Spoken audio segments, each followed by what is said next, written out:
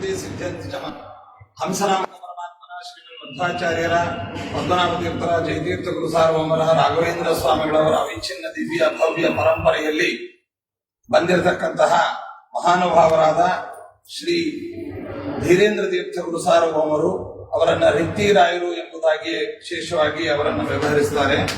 ಅಂತಹ ಮಹಾನುಭಾವರು ಅದೇ ರೀತಿಯಾಗಿ ಸುಶೀಲೇಂದ್ರ ತೀರ್ಥ ಶ್ರೀಪಾದಂಗಳವರು ನಮ್ಮ ಪರಂಪರೆಯಲ್ಲಿ ವಿಭೂತಿ ಪುರುಷರು.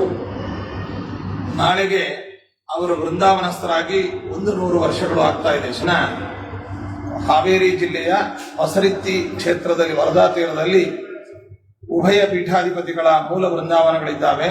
ಧೀರೇಂದ್ರ ತೀರ್ಥರ ಅದೇ ರೀತಿಯಾಗಿ ಸುಶೀಲೇಂದ್ರ ತೀರ್ಥರ ಆ ಒಂದು ಶತಮಾನೋತ್ಸವದ ಒಂದು ಸ್ಮಾರಕವಾಗಿ ಅಂಗವಾಗಿ ಹರಿಗುರುಗಳ ಪ್ರೇರಣಾನುಸಾರವಾಗಿ ರಾಯರ ವಿಶೇಷವಾದ ಅನುಗ್ರಹಕ್ಕೆ ಪಾತ್ರರಾದಂತಹ ಈರುವ ಪೀಠಾಧಿಪತಿಗಳಿಗೆ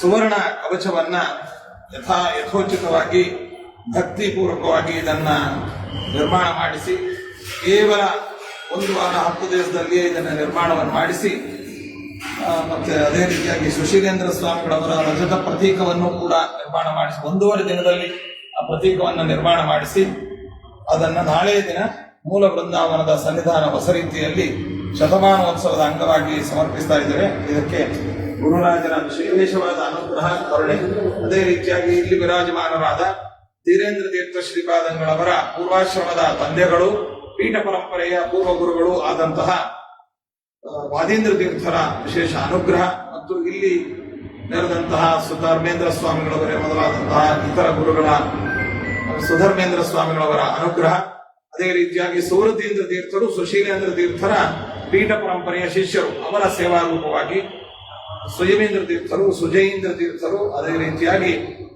ಸುಷಮೇಂದ್ರ ತೀರ್ಥರು ನಮ್ಮ ಸ್ವರೂಪೋದ್ಧಾರಕ ಗುರುಗಳು, ಇವರೆಲ್ಲರ ವಿಶೇಷವಾದ ಪ್ರೇರಣೆಯಿಂದ ಈ ಕವಚದ ಸಮರ್ಪಣೆಯನ್ನ ಮಾಡ್ತಾ ಇದ್ದೇವೆ. ಇದಕ್ಕೆ ಅವರು ಈ ಸೇವೆಯನ್ನ ಸ್ವೀಕಾರ ಮಾಡಿ ನಮ್ಮನ್ನು ಅನುಗ್ರಹಿಸಿ ಉದ್ಧರಿಸಬೇಕು ಅಂತ ಈ ಸಂದರ್ಭದಲ್ಲಿ ನಾವು ಇದು ಮಾಡ್ತೇವೆ. ನಾಳೆಯ ಆರಾಧನಾ ನಾಯಕರಾದಂತಹ ಶ್ರೀ ಸುಶೀಲೇಂದ್ರ ತೀರ್ಥ ಶ್ರೀಪಾದಂಗಳವರು ನಮ್ಮ ಪೂರ್ವಾಶ್ರಮದ ದೊಡ್ಡ ಹರಿತಾತಂದರು, ಅಂದ್ರೆ ಶ್ರೀ ಸುಜೀಂದ್ರ ತೀರ್ಥ ಶ್ರೀಪಾದಂಗಳವರ ಪೂರ್ವಾಶ್ರಮದ ದೊಡ್ಡಪ್ಪಂದರು. ಅವರ ವೃಂದಾವನ ಹೊಸರಿತ್ತಿ ಕ್ಷೇತ್ರದಲ್ಲಿದೆ. ಅವರೇ ಸುಶೀಲೇಂದ್ರ ತೀರ್ಥರು ಎಂಬುದಾಗಿ ಅದನ್ನು ಸಮರ್ಪಣೆ ಮಾಡ್ತಾ ಇದ್ದೇವೆ. ಇದು ಕಿಂಚಿತ್ ಸೇವೆಯನ್ನ